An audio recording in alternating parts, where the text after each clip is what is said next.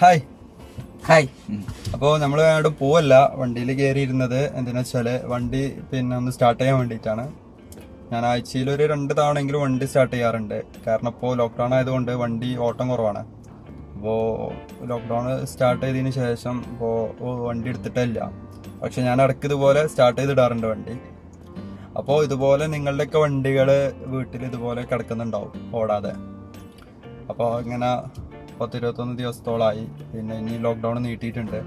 അപ്പോൾ ഈ ഒരു സമയത്ത് ഇതുപോലെ വണ്ടി ഒരുപാട് കടന്നിട്ടുണ്ടെങ്കിൽ, സ്റ്റാർട്ട് ചെയ്ത് കടന്നിട്ടുണ്ടെങ്കിൽ പല ഇഷ്യൂസ് വരും.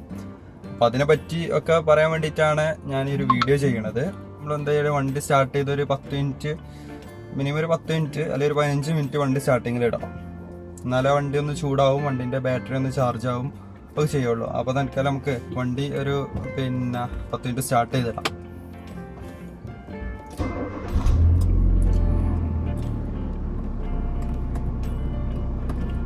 വണ്ടി സ്റ്റാർട്ട് ചെയ്തിടാം. പിന്നെ സ്റ്റാർട്ട് ചെയ്ത് വേറെ ശ്രദ്ധിക്കേണ്ട കാര്യം, സ്റ്റാർട്ട് ചെയ്തിട്ടിട്ട് വെറുതെ പാട്ടൊന്നും ഇട്ട് ഇരിക്കരുത്. ഇതുപോലെ വന്നിരുന്നിട്ട് പാട്ടൊന്നും കേട്ട് ഇരിക്കരുത്.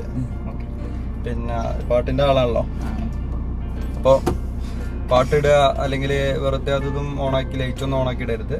ജസ്റ്റ് വണ്ടി സ്റ്റാർട്ട് ചെയ്തിടുക. ജസ്റ്റ് ആ സ്റ്റാർട്ടിങ്ങിൽ അങ്ങനെ കിടക്കുക ഒരു 10 മിനിറ്റ് അല്ലെങ്കിൽ ഒരു 15 മിനിറ്റ്, അങ്ങനെ കുറച്ച് നേരം വണ്ടി ഇടുക. പിന്നെ വണ്ടി ഒരു 15 മിനിറ്റ് കഴിഞ്ഞതിന് ശേഷം സ്റ്റാർട്ടിങ് ഇട്ട് ഒരു 10-15 മിനിറ്റ് കഴിഞ്ഞതിന് ശേഷം വണ്ടി ഒന്ന് നമ്മുടെ നിൽക്കുന്ന പൊസിഷനിൽ ഒന്ന് മാറ്റിയിടുക. ഒന്ന് മുന്നോട്ടോ അല്ലെങ്കിൽ ബാക്കിലോട്ടോ എങ്ങോട്ടാണ് സ്ഥലം ഒന്ന് മാറ്റിയിടുക. അപ്പോൾ അതിന് കുറച്ച് കാര്യങ്ങളുണ്ട് അതുകൊണ്ട്. അപ്പോൾ നമുക്ക് ജസ്റ്റ് പിന്നെ ഒരു 10 മിനിറ്റ് ആയിട്ട് വണ്ടി ഒന്ന് ബാക്കിലോട്ട് ഇറക്കിടാം. അപ്പോൾ ഏകദേശം 10-15 മിനിറ്റ് ആയിട്ടുണ്ട്. നമുക്ക് ഇനി ഒന്ന് ബാക്കിലോട്ട് ഇറക്കിടാം വണ്ടി.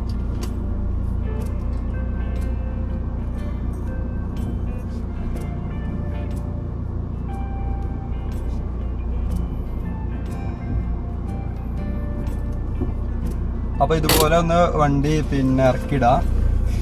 ഇറക്കിയിട്ടിട്ട്, കാരണം നമ്മൾ ഇറക്കിയിട്ട് മാത്രമല്ല, നമ്മൾ നിർത്തിയിട്ട പൊസിഷൻ ഇനി നിർത്തുമ്പോൾ ഒന്ന് മാറ്റി നിർത്തണം. കാരണം നമ്മളൊരു ഒരേ പൊസിഷനിൽ നിർത്തി കഴിഞ്ഞിട്ടുണ്ടെങ്കിൽ ടയറിന് സ്ഥിരമായിട്ട് അങ്ങനെ കിടക്കുമ്പോൾ ടയറിൻ്റെ അടിയിൽ ഫ്ലാറ്റ് സ്പോട്ട് വരാൻ ചാൻസ് ഉണ്ട്. അപ്പോൾ ടയർ കംപ്ലൈൻറ്റ് വരും. അപ്പോൾ ആ കാര്യം ശ്രദ്ധിക്കണം. പിന്നെ ഈ പറഞ്ഞ പോലെ ആഴ്ചയിൽ 2 തവണയെങ്കിലും ഒരു 10-15 മിനിറ്റ് വണ്ടി സ്റ്റാർട്ടാക്കിയിടുക. ഓടാത്ത വണ്ടികൾക്കുള്ള കേട്ടോ. പിന്നെ അത് നമ്മൾ പറഞ്ഞല്ലോ, വണ്ടി ചാർജ് ആവും, പിന്നെ അതുപോലെ വണ്ടി ചൂടാവുക, അത് കുറേ കാര്യങ്ങളുണ്ട്. പിന്നെ വണ്ടി പാർക്ക് ചെയ്യുമ്പോൾ നല്ലൊരു സ്ഥലത്ത് പാർക്ക് ചെയ്യുക. മെയിനായിട്ട് അധികം പൊടിയും വൃത്തികേടാവാത്ത സ്ഥലത്ത് നിർത്തിയിടുക. മാക്സിമം വണ്ടി കവറുണ്ടെങ്കിൽ കവറിട്ട് മൂടാൻ ശ്രദ്ധിക്കുക. അല്ലാന്നുണ്ടെങ്കിൽ വണ്ടി വൃത്തികേടാവും. അതുപോലെ വണ്ടിൻ്റെ ഇൻറ്റീരിയർ ക്ലീൻ ചെയ്ത് വെക്കണം. നല്ല വൃത്തിയാക്കിയിട്ട് വെക്കുക. അല്ലാഞ്ഞാൽ എന്തെങ്കിലും സംഭവങ്ങൾ അല്ലെങ്കിൽ നമ്മൾ യാത്ര ചെയ്യുന്ന സമയത്തായ ഫുഡിൻ്റെ വേസ്റ്റ് എന്തെങ്കിലും ഉണ്ടെങ്കിൽ സ്മെല്ലും പ്രശ്നമൊക്കെ ആവും. അതുപോലെ അങ്ങനത്തെ കാര്യങ്ങൾ ശ്രദ്ധിക്കുക. വണ്ടിൻ്റെ ഇൻറ്റീരിയറും നല്ലോണം വൃത്തിയാക്കി വെക്കുക. അതുപോലെ നമ്മൾ വണ്ടി നിർത്തിയിടുന്ന സമയത്ത് ഹാൻഡ് ബ്രേക്ക് ഇട്ട് നിർത്തരുത്. നിർത്തി ഗിയറിലിട്ടിട്ട് വെക്കുക. ഹാൻഡ് ബ്രേക്ക് യൂസ് ചെയ്യരുത്. ഹാൻഡ് ബ്രേക്ക് കൂടുതൽ നിർത്തിയിടുന്ന വണ്ടികൾക്കാട്ടോ. അപ്പോൾ കാരണം എന്താ വെച്ചാൽ ഹാൻഡ് ബ്രേക്ക് ചിലപ്പോൾ ജാമാൻ ചാൻസ് ഉണ്ട് ഒരുപാട് കാലം ഹാൻഡ് ബ്രേക്ക് ഇട്ട് നിൽക്കുമ്പോൾ. അപ്പോൾ അതിനു വേണ്ടി ഹാൻഡ് ബ്രേക്ക് നമുക്ക് ഒഴിവാക്കാം. അതുപോലെ പറ്റുകയാണെങ്കിൽ ഫ്യൂൽ ടാങ്ക് കുറച്ച് ഫുള്ളാക്കി ഇടുക. കാരണം ഇല്ലെങ്കിൽ തുരുമ്പ് വരാൻ ചാൻസ് ഉണ്ട്. അപ്പോൾ അത് ഒഴിവാക്കാൻ വേണ്ടിയിട്ടാണ് ഫ്യൂൽ ടാങ്ക് ഒന്ന് ഫുള്ളാക്കി ഇടണം. എന്നാൽ ഒരു തുരുമ്പിൻ്റെ പ്രശ്നം ഇല്ലാതാക്കാൻ പറ്റും. അപ്പോൾ നമ്മൾ ഈ സ്റ്റാർട്ട് ചെയ്തിട്ടുകൊണ്ട് തന്നെ വണ്ടി ഒന്ന് ചൂടാവും. അപ്പോൾ ഈ എഞ്ചിൻ റൂമൊക്കെ ജന്തുക്കൾ, എലികളൊന്നും വരില്ല. നോർമലി ഈ ചൂടുകാലൊക്കെ ആകുമ്പോൾ വണ്ടിൻ്റെ ഉള്ളിൽ വന്ന് എലികൾ കയറി വന്ന് വയറും കാര്യങ്ങളൊക്കെ അടിച്ചു പൊട്ടിക്കാൻ ചാൻസ് ഉണ്ട്. അപ്പോൾ വണ്ടിക്ക് പ്രശ്നമാവും. അപ്പോൾ നമ്മളിങ്ങനെ ആഴ്ചയിൽ 2 തവണ സ്റ്റാർട്ടാക്കിയിട്ട് ആ ഒരു ശല്യം ഒരു പരിധി വരെ കുറക്കാൻ പറ്റും. നല്ലൊരു സ്ഥലത്ത് പാർക്ക് ചെയ്യുക.